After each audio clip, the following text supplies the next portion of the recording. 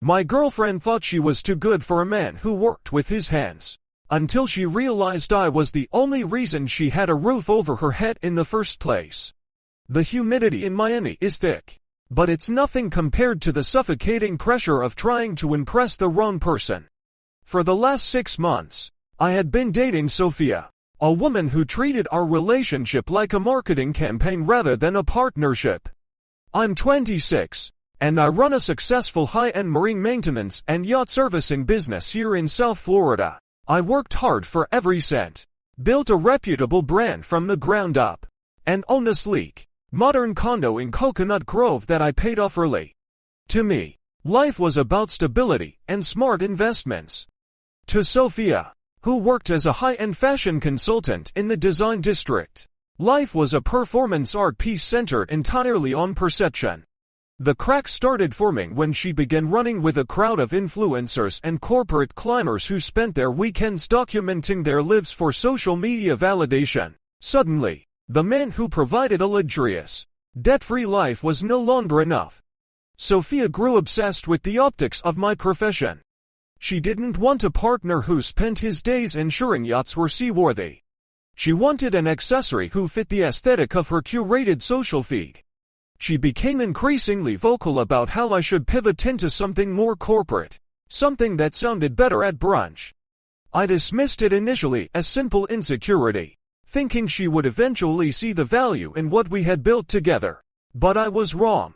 The breaking point arrived on a sweltering Friday night at a trendy, overpriced restaurant overlooking the bay in Brickell.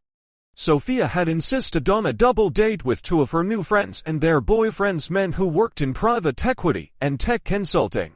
From the moment we sat down, it was clear this was not a dinner.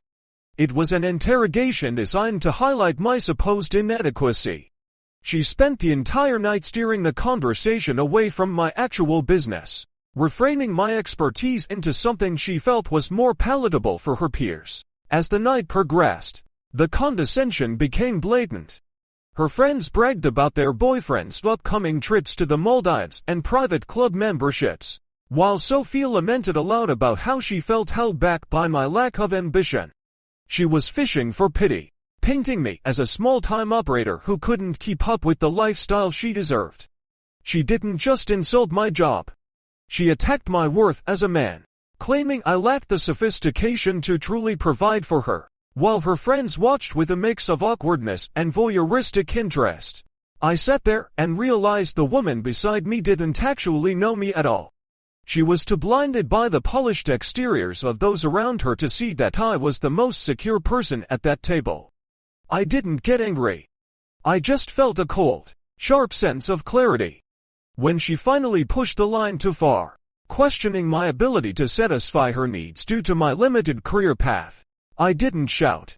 I simply smiled, realized I was done playing the supporting role in her vanity project, and settled the bill for my portion before walking out into the Miami night, leaving her to explain the tab to her friends. I knew right then that the life I had built was worth far more than her shallow approval. The drive back to the Grove in the humid night air felt like a cleansing ritual. As I navigated the neon-lit streets, I wasn't filled with regret, but rather a profound sense of relief. I had spent months feeling like I was walking on eggshells, constantly trying to justify a professional path that afforded us a life of total financial freedom. When I arrived at my condo, the silence of the space, which I had worked so tirelessly to secure, felt like a sanctuary. My phone began to light up with a frantic barrage of messages from Sophia. She was alternating between aggressive demands for an explanation and pathetic attempts to gaslight me into thinking I had overreacted. I didn't engage. The reality was that she had been living in my home for months, benefiting from my work, only to publicly dismantle my character to impress people she barely knew. I ignored her pleas and went straight to my bedroom, closing the door on the noise of her digital desperation. By the time I woke up the following morning, she had already cleared out her immediate essentials and left behind a passive-aggressive note about needing space. It was a convenient exit strategy for someone who had just humiliated her partner. That afternoon, I found myself at a local marine supply depot near the port. It was there that I ran into Elena, a woman I had known during my university years. She was now working as a logistics coordinator for a major cruise line, and as we caught up over coffee in the shade of the docks, the contrast between her and Sophia was jarring. Elena was grounded, sharp, and genuinely fascinated by the technical side of my business. We spent hours discussing the logistics of local commerce, the challenges of the industry, and our shared goals for the future. She didn't once look at my occupation as a limitation. She saw it as an achievement of grit and foresight. Over the next few days, the transition felt natural.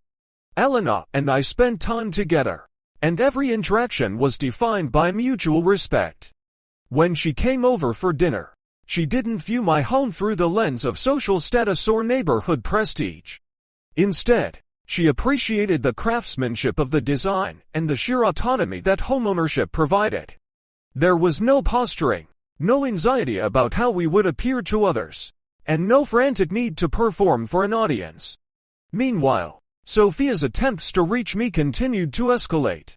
She tried to enlist my family, reaching out to my mother with a tearful, dramatized account of how she had made a mistake. My mother, a woman who had seen me grind through long days and nights to build my business, didn't entertain her theatrics for a second.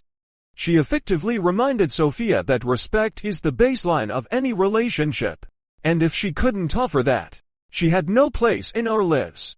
It was empowering to know that those who actually mattered saw the situation for exactly what it was. I was moving forward, finally realizing that the sophistication Sophia craved was nothing more than a hollow mask, and the substance I had built for myself was the only thing that truly offered security. The final confrontation happened exactly 1 week after the restaurant incident. I was in my garage working on a set of marine hydraulics when the doorbell rang. I had been expecting Elena, who was coming over to help me finish a project and then grab dinner, so I was unprepared for the sight that greeted me. Sophia stood on my porch, clutching two massive suitcases, her eyes red and puffy from what I assumed was a week of realizing her mistake. She immediately launched into a rehearsed apology, claiming she had been misguided by her friends and that she wanted to move back in to fix things. The irony was not lost on me. It had taken less than 7 days for the reality of her own choices to crash down on her. Yet she still operated under the delusion that I was a resource she could reclaim. I didn't even open the door fully. I simply looked at her and pointed out the obvious. The moment she walked out and moved her things to her friend's place, the dynamic between us had permanently severed. She argued, her voice rising in desperation, but the scene was cut short by the arrival of Elena, who pulled into the driveway with a bag of takeout and a bottle of wine. The look on Sophia's face when she realized she was being replaced in real time was a mixture of humiliation and pure shock.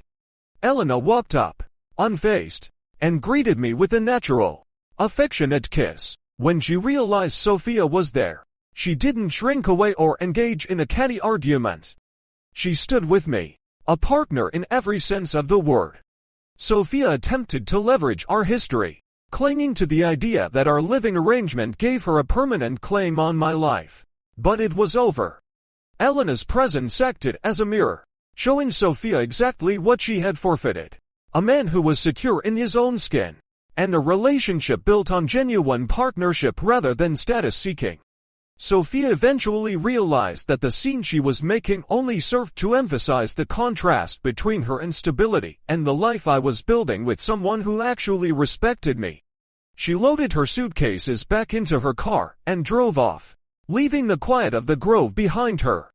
Inside, over dinner, Elena and I finally closed the book on the chapter. She was rightfully baffled that someone could value public image over the substance of a committed, successful partner. 6 weeks later, my life is entirely different. Elena and I have solidified our relationship, and for the first time, I don't feel the need to defend my work or apologize for my success. I ran into the guy from that dinner, the one who worked in private equity at a gas station recently. He looked worn down, dropping hints that Sophia had been having a miserable time. having been forced to move back in with her parents because she couldn't maintain her lifestyle on her own. It was unspite that I felt hearing that. It was just a detached recognition of cause and effect. She had traded genuine financial security and the men who cared about her for the fleeting validation of peers who didn't actually matter. I am officially done with the people who prioritize the shine of the exterior over the foundation of the interior. I have the business. I have the home. And now, I finally have the peace of mind that comes from knowing exactly who I am and what I've earned.